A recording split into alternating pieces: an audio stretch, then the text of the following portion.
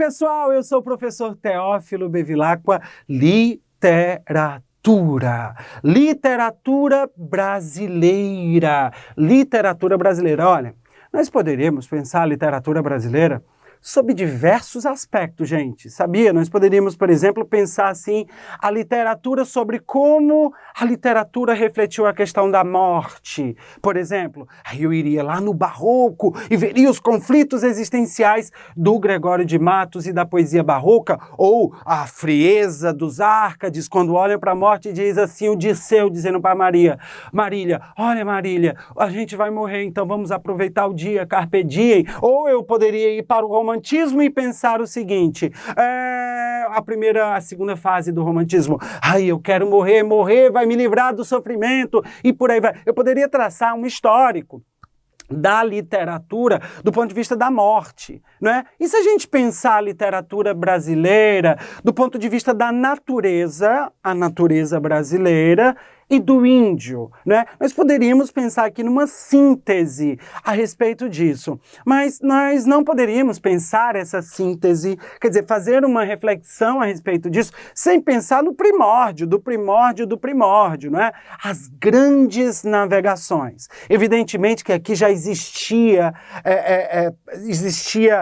toda uma cultura multifacetada de índios, porque às vezes a gente dá a impressão que o Brasil como espaço de vivências, começou apenas quando os portugueses chegaram ao Brasil. E não é verdade, não é? Já existia aí toda uma cultura indígena, não é, que começou a ser desrespeitada e permanece esse desrespeito até hoje. Mas quando nós pensamos em literatura, nós temos necessariamente que pensar, se litera é palavra, nós temos que pensar na literatura em língua portuguesa. E foi com a vinda dos portugueses aqui, durante o período das grandes navegações, então naquele período ali do mercantilismo, lembra, não é? Portugal querendo novas rotas para chegar à Índia. Então Portugal, o Vasco da Gama, que não é apenas o time, é o nome do cara, não é do navegador, desceu ali pelo Atlântico, acabou contornando ali o sul da África, subiu um pouquinho, chegou nas Índias, não é? Mas Portugal tinha um grande concorrente,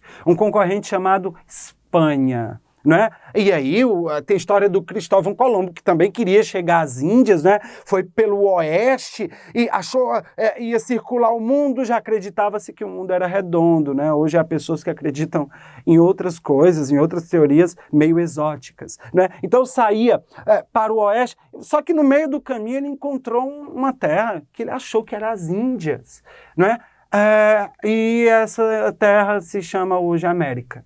Né? Então eu tenho duas grandes potências dos mares naquele momento, né? Ali no final do século XV, início do século XVI, lutando, travando ali disputas, até porque o metalismo, né, era uma condição para determinar força, que quanto mais metais preciosos um Estado possuísse, mais força ele possuía. Então tinha uma grande cobiça a respeito não só de especiarias, novos comércios, mas também de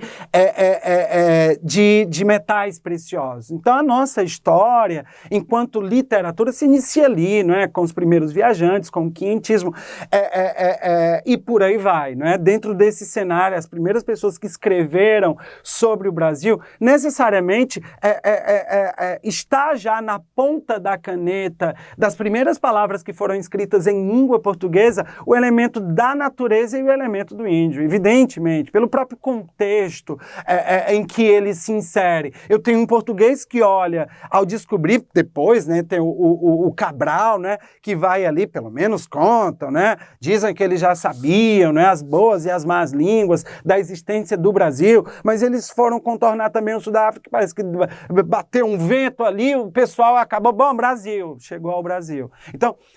Então aqueles primeiros escritos da carta e dos viajantes já traziam elemento da natureza e o elemento do índio, né? Numa perspectiva do deslumbramento, da vastidão dessa natureza, né? Do modo, do contraste entre esse mundo vegetal, esse mundo animal, como ele foi representado desde o início, né? O deslumbramento, né? Esse deslumbramento, evidentemente, que depois se converteu na exploração de madeira, né? Com o pau-brasil, etc. Mas pelo menos no que há de literário, no que há de escrita, essas primeiras representações, elas estiveram muito pautadas pelo deslumbramento, né? E em relação ao índio como uma figura ali distante daquela cultura europeia, uma pessoa que anda nua, né? Todo um eurocentrismo em relação ao índio, né? Quer dizer, o índio anda nu, o índio tem um osso cravado ali no lábio, né? E depois a literatura, primeiro tem esse instante inicial, depois a literatura vai fazer essas representações, essas menções, seja pelo Padre Anchieta, não é? Com a sua literatura jesuítica, depois o Padre Antônio Vieira, que faz referência ao índio e ao comportamento dos colonos portugueses, ele faz essas referências nos sermões, o comportamento dos colonos portugueses em relação ao índio, de certo modo, até uma certa defesa dele em relação ao índio, não é? Como uma pessoa que tinha ali uma certa ingenuidade e que estavam querendo escravizá-lo, né? Então, dentro dos sermões desse Brasil colônia, quando nós não temos uma literatura, digamos assim, porque nem tem público leitor propriamente dito, né? Quer dizer, não adiantaria ter livro se não houvesse leitor. Como é que o elo, literatura e leitor não se fechasse, não haveria. Mas nós temos esses exemplos em que a natureza e o índio, né, foram aí colocados. Depois, com o passar do tempo, a gente tem, por exemplo, um Gregório de Matos, que tem uma outra representação ali, já é uma outra dinâmica, né? Quando ele volta de Portugal, no seu barroco, né? O barroco do Gregório de Matos ali impregnado de Bahia, a terra dele, muitas vezes uma visão muito preconceituosa, inclusive sobre os índios, né? Uma visão poemas que fazem referência a um índio que quer se tornar um branco, um fidalgo, e fala do sangue do índio, né? Aí já é um outro viés, já não é um viés de espanto, já é um viés meio preconceituoso contra uma etnia, né? Depois vem o arcadismo, a gente pode pensar no Santa Rita Durão, autor, né? A gente pode pensar no Caramuru, no Basílio da Gama, sobre modos como o índio foi representado. O modo como o índio foi representado na literatura brasileira e a própria natureza sempre teve esse viés, assim, do estranhamento do homem branco que escreve sobre ele, né, do estranhamento do comportamento, né, o modo como esses comportamentos são representados, muitas vezes de maneira absolutamente preconceituosa, muitas vezes de uma maneira aterradora, como, por exemplo, a prática de antropofagia, que era da cultura de muitos índios, a ideia de comer uma pessoa, né, quer dizer, se alimentar de pedaços de uma pessoa. Isso aterrorizava o imaginário português dentro dessa colônia, que também se refletia em forma de literatura.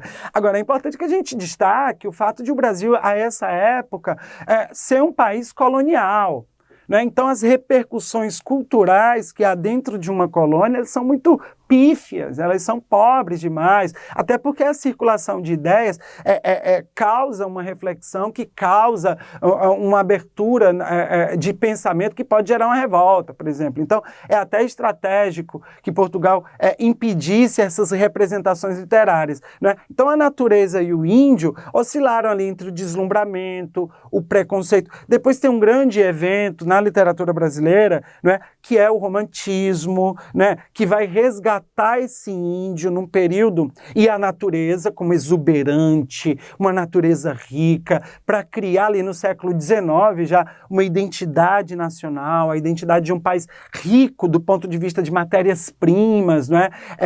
Vegetais, minerais, animais, e o índio como a origem do brasileiro, a origem do povo brasileiro. Haverá ali uma idealização no romantismo. José de Alencar Alencar, Gonçalves Dias, né, esses autores vão criar aí a mitologia de um índio honrado, guerreiro, bem próximo ali à ideia do Jean-Jacques Rousseau, o francês do século anterior, do bom selvagem, né, daquele que é corrompido, que nasce bom, mas é corrompido pela sociedade, né?